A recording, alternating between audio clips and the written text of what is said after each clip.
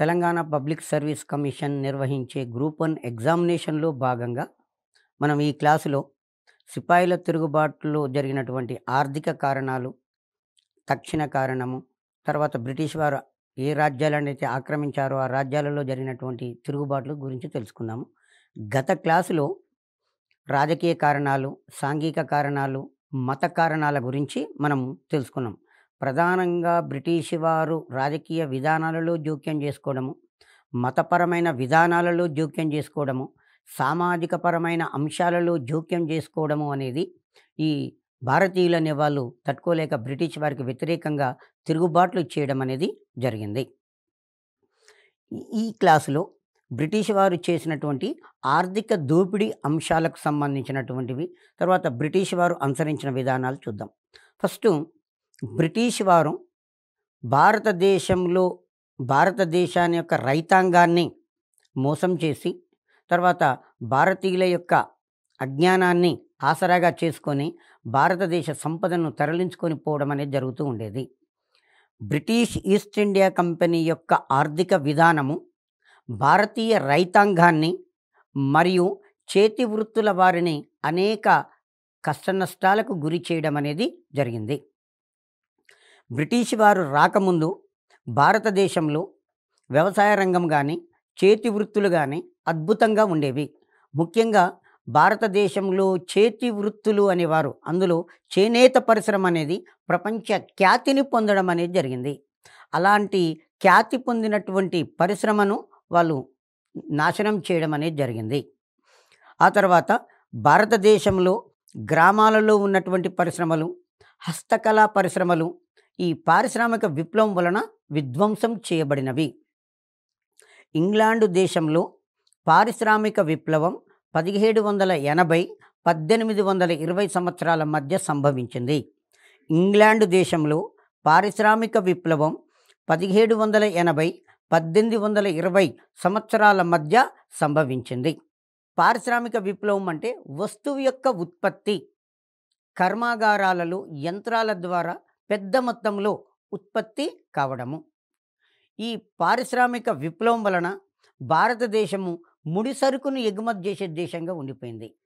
మరియు ఇంగ్లాండ్ దేశంలో పరిశ్రమలలో తయారైన వస్తువులను తీసుకొని వచ్చి తిరిగి భారతదేశ మార్కెట్లో బ్రిటిష్ వారు అమ్మడం జరిగింది. సో కాబట్టి భారతదేశంలో తయారైన పరిశ్రమలలో భారతదేశంలో తయారైన వస్తువులను భారతీయులు కొనుక్కుంటూ అయిపోయారు. బ్రిటిష్ పరిశ్రమలలో తయారైన వస్తువులు భారతీయులు ఎక్కువగా ఉపయోగించడం జరిగింది.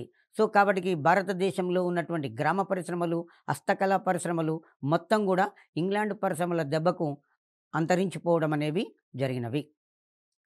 రైతులకు నష్టం కలిగించే విధంగా భూమి శిస్తు విధానాలను వీరు అనుసరించారు. బ్రిటిష్ వారు 3 రకాల భూమి శిస్తు విధానాలను అనుసరించారు. ఒకటి జమీందారీ పద్ధతి, దానిని శాశ్వత శిస్తు నిర్ణయ పద్ధతి అంటాం. రెండవది మహల్వారీ పద్ధతి, మూడవది రైతువారీ పద్ధతి. ఈ 3 పద్ధతులను ఉపయోగించి జమీందారీ పద్ధతి లేదా శాశ్వత శిస్తు నిర్ణయ పద్ధతి, మహల్వారీ పద్ధతి మరియు రైతువారీ పద్ధతి, ఈ 3 పద్ధతుల ద్వారా భారత రైతాంగాన్ని అనేక ఇబ్బందులకు గురి చేసి పెద్ద మొత్తంలో ధనాన్ని భూమి శిస్తు రూపంగా వసూలు చేసుకోవడము జరిగేది. దీనితో పాటుగా బ్రిటిష్ వారు వ్యవసాయంలో వాణిజ్యీకరణ ప్రవేశపెట్టడం అనేది జరిగింది. ఈ వాణిజ్యీకరణ అంటే భారతదేశంలో వ్యవసాయం చేసే వ్యవసాయదారులు వాణిజ్య పంటలను పండించాలని ఒక నిబంధన పెట్టారు. ఆహార పంటలను పణంగా పెట్టి వాణిజ్య పంటలను పండించడం ప్రారంభించారు. ఎప్పుడైతే వాణిజ్య పంటలను తమ వ్యవసాయ భూములలో భారతీయ రైతులు పండించిన తదంతరము బ్రిటిష్ వర్తకులు చెప్పినటువంటి రేటుకి భారతీయ రైతులు విక్రయించాల్సి రావడం జరిగింది. దీనివలన రైతులు ఇబ్బందికరమైన పరిణామాన్ని ఎదుర్కోవడం అనేది జరిగింది. సో కాబట్టి వాణిజ్య పంటలను పండించమని రైతులను ఇబ్బంది పెట్టడము, పంటలు పండించిన తదంతరము ఆ పంటలను కొనేటప్పుడు వాటి రేట్లను తగ్గించి కొనడం అనేది జరిగింది. సో కాబట్టి భారతీయ రైతులు పూర్తిగా బ్రిటిష్ వారి మీద ఆధారపడేటట్లుగా చేయడం జరిగింది. వాణిజ్యీకరణ ఒకటి, భూమి శిస్తు విధానం ఒకటి. ఈ భూమి శిస్తు విధానాలు, వాణిజ్యీకరణం వలన భారతీయ రైతులు పూర్తిగా బ్రిటిష్ వారి మీద డిపెండ్ కావడం అనేది జరిగింది. తర్వాత క్షామ సమయములలో బ్రిటిష్ వారు భారతీయ ప్రజలను ఆదుకోకపోవడము. ఆనాడు అనావృష్టి అనేది ఎక్కువగా ఉండేది. భారతదేశంలో పెద్దగా నీటి వనరుల ప్రాజెక్టులు అనేవి లేవు. వర్షాధార పంటలే పండుతూ ఉండేవి. వర్షం సక్రమంగా కురవనప్పుడు పంటలు పండకపోయేది. పంటలు పండకపోవడం వలన క్షామ పరిస్థితులు అనేవి సంభవించినవి.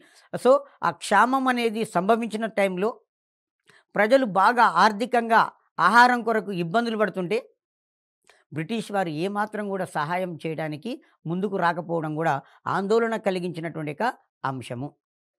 దీనితో పాటుగా సైనిక రాజకీయ కారణాలు, ఆర్థిక కారణాలు, సైనిక కారణాలు, మత కారణాల తదంతరము ప్రధానమైనటువంటిది సైనిక కారణాలు.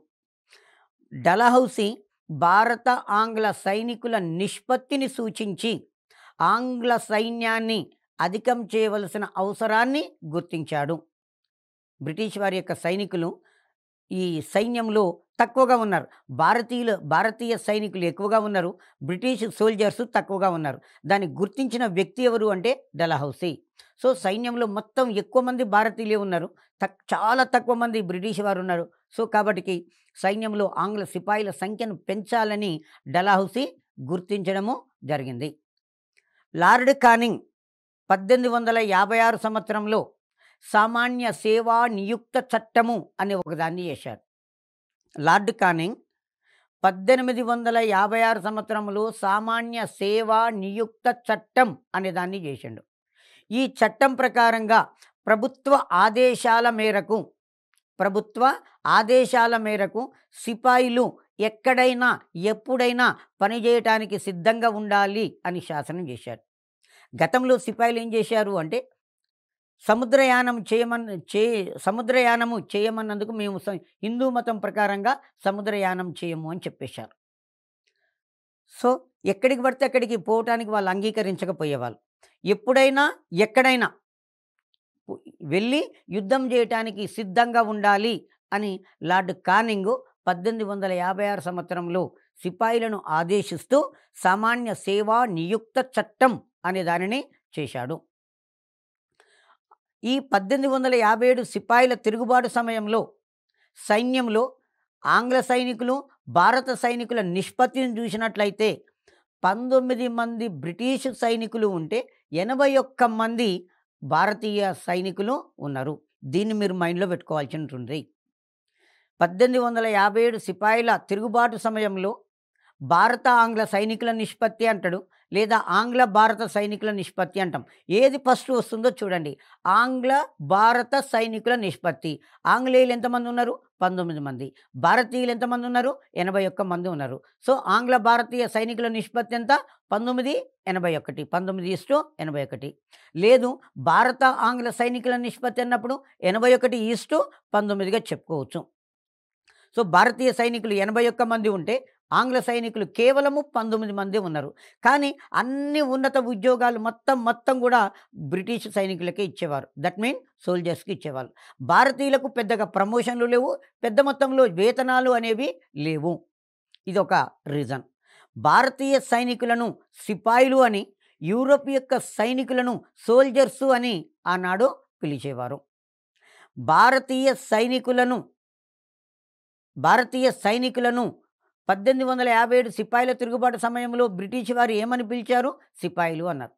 బ్రిటిష్ సైనికులను ఏమన్నారు? సోల్జర్సు అని పిలవడం జరిగింది. ఆ తర్వాత ఈ సిపాయిల తిరుగుబాటు జరగటానికి తక్షణ కారణము ఒకటి ఉంటుంది. ఎందుకంటే బ్రిటిష్ వారు ప్రవేశపెట్టినటువంటి ఆర్థిక దోపిడీ కావచ్చు, తర్వాత బ్రిటిష్ వారు భారతీయ రాజకీయాలలో పాల్గొని కర్ణాటక యుద్ధాలు, మైసూరు యుద్ధాలు, బాక్సార్ యుద్ధము, ప్లాసీ యుద్ధము, మైసూరు యుద్ధాలు ఒక రకమైన కారణాలు కావచ్చు. ఆ తర్వాత రాజ్య సంక్రమణ సిద్ధాంతము, తర్వాత సైన్య సహకార పద్ధతి, ఇది ఒక కారణం కావచ్చు. తర్వాత హిందూ మతంలో జోక్యం కల్పించుకుంటూ సతీ సహగమనాన్ని నిషేధిస్తూ బాల్య వివాహాలను నిషేధించడము, వితంతు పునర్వివాహాలకు చట్టం కల్పిస్తూ, రైల్వేలను ప్రవేశపెడుతూ, ఇవన్నీ కారణాలు ఒక కారణమైతే, ఈ తక్షణ కారణం అనేది మరొక రీజన్గా చెప్పుకోవచ్చు. 1856 సంవత్సరంలో లార్డ్ కానింగ్ గవర్నర్ జనరల్గా ఉన్న కాలంలో ప్రభుత్వము కొత్త రకమైనటువంటి తూటాలను సైనికులకు అందించింది. వాటిని ఎన్ఫీల్డ్ రైఫిల్స్ అంటాం. ఎన్ఫీల్డ్ రైఫిల్స్ అని పిలుస్తాం. ఈ రైఫిల్స్ యొక్క తూటా మీద ఒక మెత్తటి గ్రీస్ లాంటి పదార్థము పూసి దానిపైన ఒక కవరు అతికించారట. మెత్తటి గ్రీస్ లాంటి పదార్థం అనేది పెట్టి ఒక కవర్ను దాని మీద అతికించడం అనేది జరిగింది. సో కాబట్టి ఆవు హిందువులకు పవిత్రమైన జంతువు, పంది ముస్లింలకు అసహ్యకరమైనటువంటి జంతువు. సో ఈ తూటాను తుపాకీలో దట్టించే ముందు ఈ తూటా పైన ఉన్నటువంటి కవర్ను నోటితో కొరికి తుపాకీలో పెట్టాల్సి వచ్చేది. ఈ కవర్ను కొరికేటప్పుడు దానికి అంటుకున్నటువంటి గ్రీసు నోట్లోకి పోయేది. అలా నోట్లోకి పోవడం వలన ఆవు కొవ్వు, పంది కొవ్వు ఉన్నదని సిపాయిలు భావించడము జరిగింది. భావించి ఆ ఎన్ఫీల్డ్ రైఫిల్స్ను మేము ఉపయోగించము అని చెప్పి వాళ్ళు తిరస్కరించడం జరిగింది. సిపాయిల తిరుగుబాటుకు తక్షణ కారణం ఇది ఎగ్జామినేషన్లో అడిగేది. ఎన్ఫీల్డ్ రైఫిల్స్ అంటే ఆవు కొవ్వు, పంది కొవ్వుతో పూత పూయబడిన కొత్త రకమైనటువంటి తూట. ప్లాసీ యుద్ధము 1757 జూన్ 23వ తారీఖు నాడు ప్లాసీ యుద్ధము జరిగింది. ఆ ప్లాసీ యుద్ధానికి గుర్తుగా 100 సంవత్సరాలు అవుతుంది కాబట్టి 1857 జూన్ 23న తిరుగుబాటు చేయాలి అని తిరుగుబాటుదారులందరూ కూడా నిర్ణయించుకోవడము జరిగింది. ప్లాసీ యుద్ధం జరిగి 1757లో జరిగిన ప్లాసీ యుద్ధానికి 1857 నాటికి 100 సంవత్సరాలు పూర్తవుతుంది. అందుకు గుర్తుగా జూన్ 23వ తారీఖు నాడు 1857 జూన్ 23వ తారీఖు నాడు తిరుగుబాటు చేయాలని తిరుగుబాటుదారులు నిర్ణయించుకోవడం అనేది జరిగింది. 1857 జనవరి 23న డమ్డమ్లో సైనిక శిబిరంలో ఈ ఎన్ఫీల్డ్ రైఫిల్స్ తూటాలను సైనికులు ఉపయోగించడాన్ని వ్యతిరేకించారు. మొట్టమొదటిసారిగా 1857 సంవత్సరము జనవరి 23వ తారీఖు నాడు డమ్ ఇది కలకత్తాలో ఉంటుందండి. డమ్ యొక్క సైనిక శిబిరంలో ఉన్నటువంటి సైనికులు మేము ఎన్ఫీల్డ్ రైఫిల్స్ను ఉపయోగించము అని కొంత అలజడి సృష్టించడము జరిగింది. అలాగే 1857 ఫిబ్రవరి 26వ తారీఖు నాడు 1857 ఫిబ్రవరి 26వ తారీఖు నాడు బరహాంపూరులోని 19వ పటాలం ఈ తూటాలను ఉపయోగించడాన్ని నిరాకరించింది. ఇంతకుముందు డమ్డమ్లో కలకత్తాలోని డమ్డమ్లో 1857 జనవరి 23న, ఇప్పుడు 1857 ఫిబ్రవరి 26న బరహాంపూర్, దాన్ని బెరహాంపూర్ అంటారు, ఇది బెంగాల్లో ఉంటుంది. 19వ పటాలం, దాన్ని బెటాలియం అని కూడా అంటాం. 19వ బెటాలియం ఎన్ఫీల్డ్ రైఫిల్స్ను ఉపయోగించడానికి నిరాకరించింది. ఆ తర్వాత బెంగాల్లో బారక్పురాలో 34వ దళాని రెజిమెంట్ అంటాం. బెంగాల్లోని బారక్పూర్లో 34వ రెజిమెంట్ దళానికి చెందిన మంగల్ పాండే అనే వ్యక్తి ఎన్ఫీల్డ్ రైఫిల్స్ తూటాను వాడడానికి నిరాకరించడం వలన ఎన్ఫీల్డ్ రైఫిల్ అనేది ఏంది? ఆవు కొవ్వు, పంది కొవ్వుతో తయారు చేయబడిన ఒక రకమైనటువంటి పదార్థంతో కూడినటువంటిది. తూట పై భాగాన ఒక కవర్ అతికించేది. ఆ కవర్ లోపల గ్రీస్ లాంటి పదార్థం ఉంది. ఆ పదార్థం అనేది ఆవు కొవ్వు, పంది కొవ్వుతో తయారు చేయబడింది అని ఒక వదంతి మాత్రము విస్తరించింది. సో కాబట్టి ఆ ఎన్ఫీల్డ్ తూటాను నేను ఉపయోగించను అని మంగల్ పాండే అనే సిపాయి తన అధికారికి తెలియచేయడం జరిగింది. కానీ తన పై అధికారి లెఫ్టినెంట్ బాగ్ అనేవాడు బాగా ఒత్తిడి చేశాడు. లెఫ్టినెంట్ బాగ్ అనే అధికారి మంగల్ పాండే మీద ఎన్ఫీల్డ్ తూటాను ఉపయోగించమని బాగా ఒత్తిడి చేయడం జరిగింది. సో కాబట్టి మంగల్ పాండే 1857 మార్చి 29వ తారీఖు నాడు 1857 మార్చి 29వ తారీఖు నాడు ఈ డేట్ అడుగుతాడు ఎగ్జామినేషన్లో. మార్చి 29వ తారీఖు నాడు తనను ఎవరైతే ఎన్ఫీల్డ్ రైఫిల్‌ను ఉపయోగించమని ఒత్తిడి చేస్తున్నటువంటి అధికారి ఉన్నాడో, ఆయన మీద ఈ ఎన్ఫీల్డ్ తూటాను తన రైఫిల్‌లో పెట్టేసి తన పై అధికారిని కాల్చి చంపడం జరిగింది. మంగల్ పాండే 1857 మార్చి 29న తన పై అధికారి లెఫ్టినెంట్ బాగ్‌ను ఎన్ఫీల్డ్ తూటాతోటి కాల్చి చంపడము జరిగింది. దీనితోటి సిపాయిల తిరుగుబాటు ప్రారంభమైంది. సిపాయిల తిరుగుబాటుకు తక్షణ కారణము ఎన్ఫీల్డ్ రైఫిల్స్. సిపాయిల తిరుగుబాటు ఎక్కడ ప్రారంభమైంది? బారక్‌పూరాలో.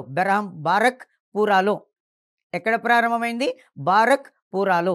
ఎప్పుడు ప్రారంభమైంది?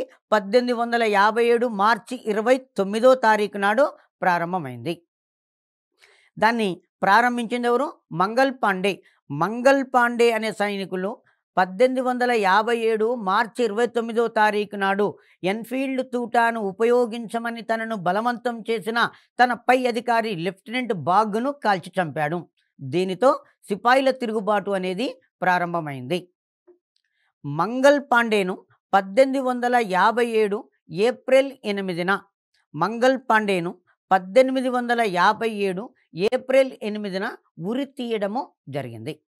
మార్చి 29న తన పై అధికారిని కాల్చి చంపాడు. తొందరగా విచారణ చేసి ఎమ్మడే ఏప్రిల్ 8వ తారీఖు నాడు మంగల్ పాండేను ఉరి తీయడము జరిగింది. కానీ సిపాయిల తిరుగుబాటు ఎప్పుడు ప్రారంభమైంది? 1857 మార్చి 29న. కానీ నిజమైన సిపాయిల తిరుగుబాటు ఎప్పుడు ప్రారంభమైందంటే 1857 మే 10న ఢిల్లీకి 34 కిలోమీటర్ల దూరంలో ఉన్న మీరటులో ప్రారంభమైంది. మీరటు పశ్చిమ ఉత్తరప్రదేశ్‌లో ఉన్నటువంటి ఒక ప్రాంతం. మీరటు పశ్చిమ ఉత్తరప్రదేశ్‌లో ఉన్నటువంటి ఒక ప్రాంతం. ఈ మీరట్‌లో ఉన్నటువంటి పదాతి దళానికి చెందినటువంటి బెటాలియన్ సైనికులు కుట్రపూరితంగా తిరుగుబాటు చేయబోతున్నారు అనే ఒక అంశము బ్రిటిష్ ప్రభుత్వము తెలుసుకోగలిగింది.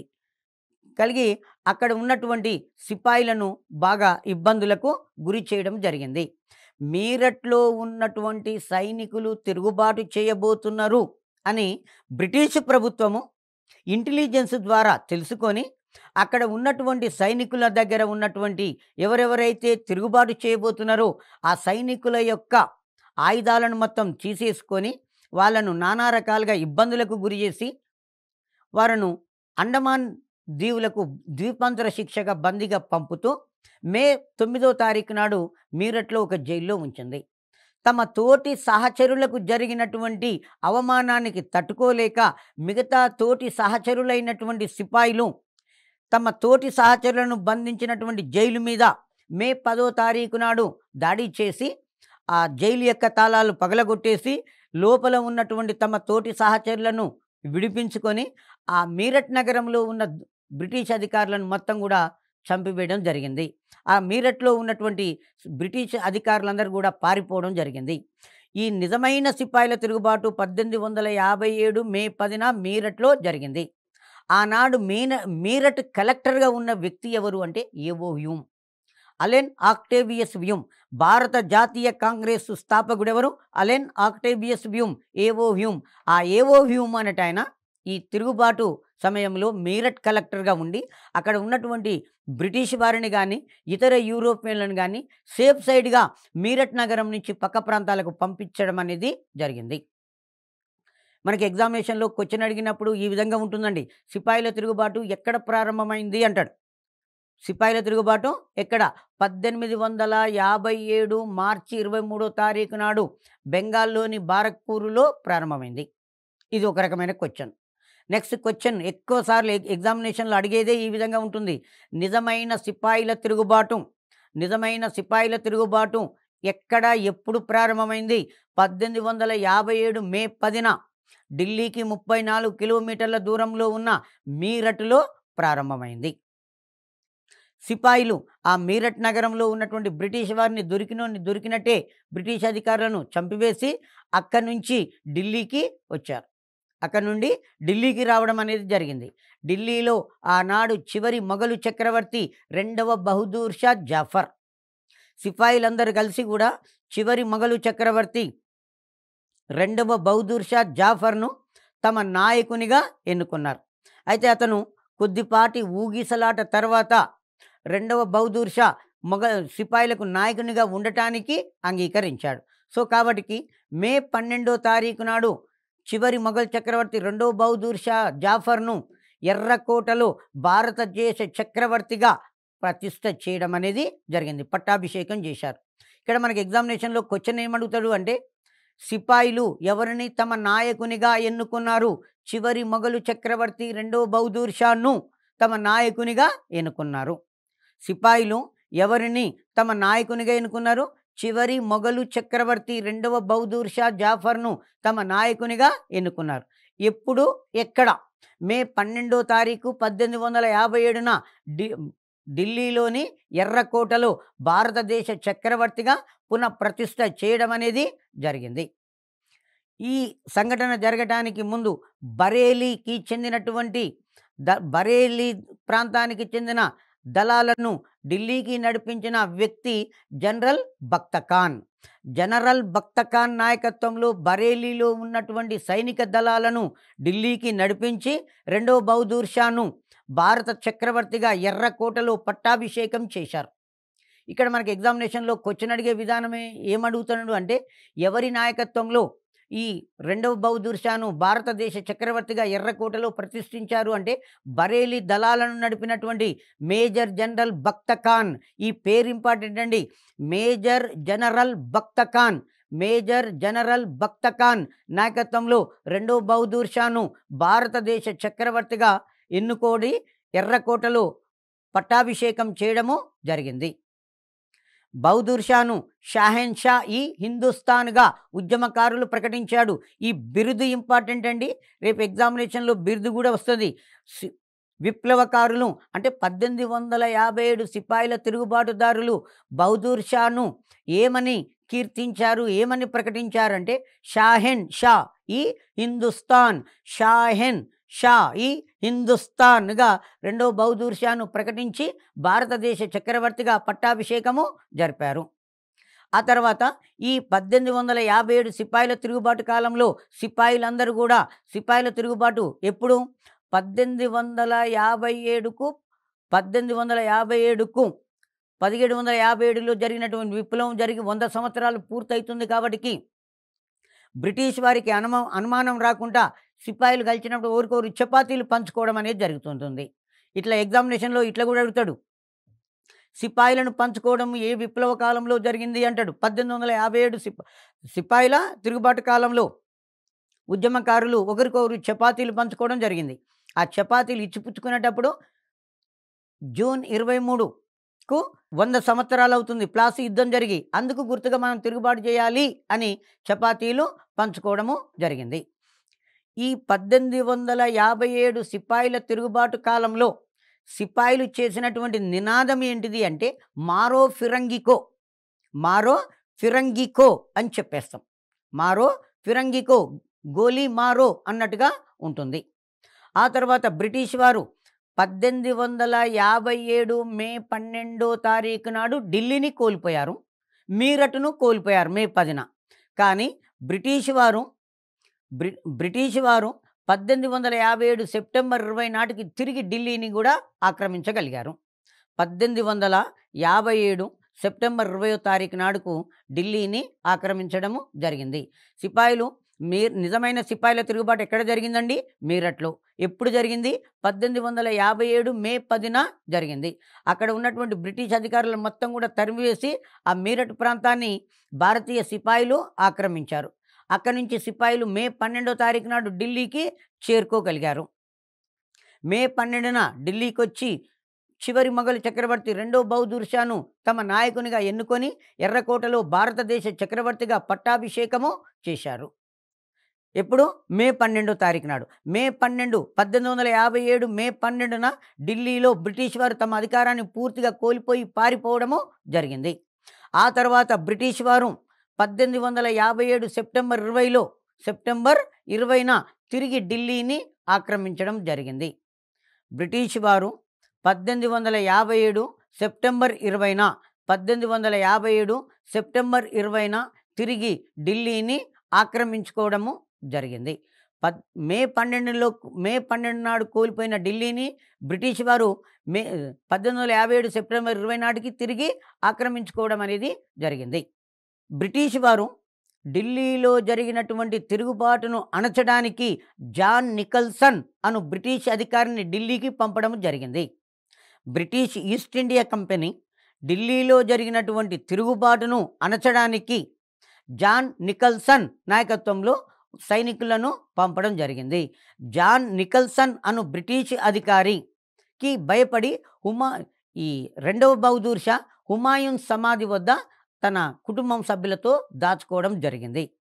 సో ఈ జాన్ నికల్సన్ హుమాయూన్ సమాధి వద్ద దాచుకున్నటువంటి రెండో బహదూర్ షా జాఫర్ను, అతని కుమారులను, మనవళ్లను బంధించాడు.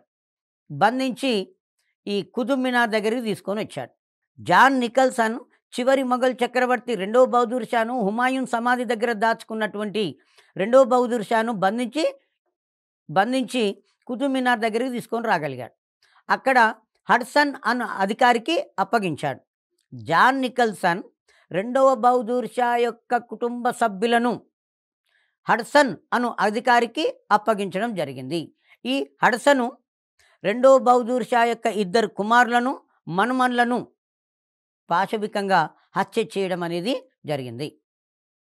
రెండో బహదూర్ షా యొక్క 2 కుమారులను, 2 మనుమన్లను హడ్సన్ అనే అధికారి చంపివేయడము జరిగింది. చంపివేసి ఈ రెండో బహదూర్ షాను బర్మాలోని రంగూన్కు బందీగా పంపడం జరిగింది. రెండో బహదూర్ షాను బర్మాలోని రంగూన్కు పంపారు. ఆ బర్మాలోని రంగూన్కు పంపిన తర్వాత అతను అక్కడే 1862లో మరణించాడు. రెండవ బహదూర్ షా బర్మా దేశంలోని రంగూన్లో 1862లో జైల్లోనే మరణించాడు. సో కాబట్టి ఆ రెండో బహదూర్ షా మరణించడంతో భారతదేశంలో మొఘల్ వంశ వృక్షము అంతరించింది. రెండవ బహదూర్ షా యొక్క సమాధి బర్మాలోని రంగూన్లో ఉన్నది. రెండవ బహదూర్ షా యొక్క సమాధి బర్మాలోని రంగూన్లో ఉన్నది. భారతదేశంలో మొఘల్ సామ్రాజ్య స్థాపకుడు బాబరు. మొఘల్ చక్రవర్తులందరిలోకెల్లా గొప్పవాడు అక్బరు. షాజహాన్ పాలనా కాలాన్ని స్వర్ణయుగము అంటాము. మొఘల్ సామ్రాజ్య పతనానికి కారకుడు ఔరంగజేబు అని భావిస్తారు. చివరి మొఘలు చక్రవర్తి రెండవ బహదూర్ షా.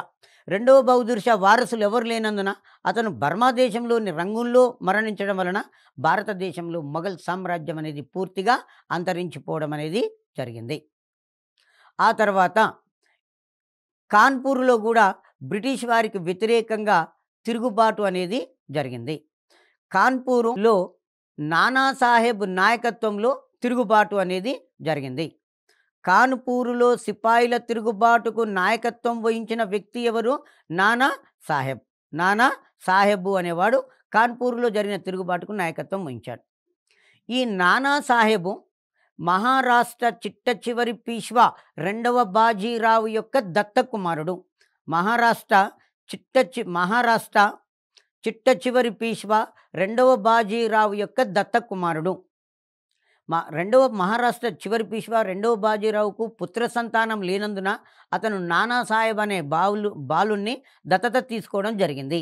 ఆ నానాసాహెబ్కు మేము దత్తత ఇవ్వము అని డల్హౌసీ ప్రకటించడము జరిగింది. సో కాబట్టి తనకు రావాల్సినటువంటి పెన్షన్ ఇవ్వకపోవడం వలన నానాసాహెబ్ అనే వ్యక్తి కాన్పూర్లో బ్రిటిష్ వారికి వ్యతిరేకంగా తిరుగుబాటు చేశాడు. నానాసాహెబ్కు అత్యంత విశ్వాసపాత్రులైనటువంటి 2 వ్యక్తులు. ఫస్ట్ వన్ తాంతియా తోపే, రెండో వ్యక్తి అజీముల్లా. రెండో వ్యక్తి అజీముల్లా అనేవాయన. తాంతియా తోపే అజీముల్లా ఇద్దరు నానాసాహెబ్కు అత్యంత విశ్వాసపాత్రులైనటువంటి అధికారులు. నానాసాహెబ్ యొక్క అసలు పేరు గోవింద్ దోండు పంత్ అంటాం. నానాసాహెబ్ యొక్క అసలు పేరు గోవింద్ దోండు పంత్. కొన్నిసార్లు కొన్ని పుస్తకాలలో పండిత్ అని కూడా ఉంటుంది. నానాసాహెబ్ యొక్క పూర్తి పేరు ఎగ్జామినేషన్లో అడిగేది ఇదే, గోవింద్ గోవింద్ దోండో పంత్. నానాసాహెబ్ సైన్యాలకు తాంతియా తోపే నాయకత్వం వహించాడు. తాంతియా తోపే యొక్క అసలు పేరు రామచంద్ర పాండురంగ. కొలిన్ కాంప్బెల్ హవల్లాకులు ఈ కాన్పూర్లో జరిగిన తిరుగుబాటును అణచివేశారు. 1858 జూన్లో జరిగిన యుద్ధంలో నానాసాహెబ్ ఓడి నేపాల్ దేశానికి పారిపోయి అక్కడే మరణించాడు. తాంతియా తోపే మధ్య భారతదేశంలోని అడవుల్లోకి పారిపోవడం జరిగింది. కానీ సింధియాకు సామంతరాజైనటువంటి మాన్ సింగ్ నమ్మక ద్రోహం చేసి తాంతియా తోపేను బ్రిటిష్ వారికి పట్టివ్వడం జరిగింది. ఈ బ్రిటిష్ వారు తాంతియా తోపేను 1859 ఏప్రిల్ 15న ఉరి తీయడం జరిగింది. దీంతో కాన్పూర్లో జరిగిన తిరుగుబాటును బ్రిటిష్ వారు సమర్థవంతంగా అంతమొందించడము జరిగింది. ఈ ఆర్థిక కారణాలు, తర్వాత తక్షణ కారణము, ఆ తర్వాత ఈ కాన్పూర్లో జరిగినటువంటి తిరుగుబాట్లు, ఇందులో ప్రధానంగా నానాసాహెబ్ యొక్క అసలు పేరు అడుగుతాడు ఎగ్జామినేషన్లో, గోవింద్ దోండు పంతు. తాంతియా తోపే యొక్క అసలు పేరు అడుగుతారు. తాంతియా తోపే రామచంద్ర పాండురంగ. తర్వాత తాంతియా తోపేను ఎప్పుడు ఉరిదీశారు అది ఎగ్జామినేషన్లో ఎక్కువగా వస్తుంటుంది. 1859 ఏప్రిల్ 15న ఉరిదీశారు. నానాసాహెబ్ ఎక్కడికి పారిపోయాడో అడుగుతాడు. నేపాల్ దేశానికి పారిపోయి అతను అక్కడే చనిపోవడం అనేది జరిగింది. మరికొన్ని అంశాలతోటి నెక్స్ట్ క్లాసులో కలుసుకుందాం. Thank you.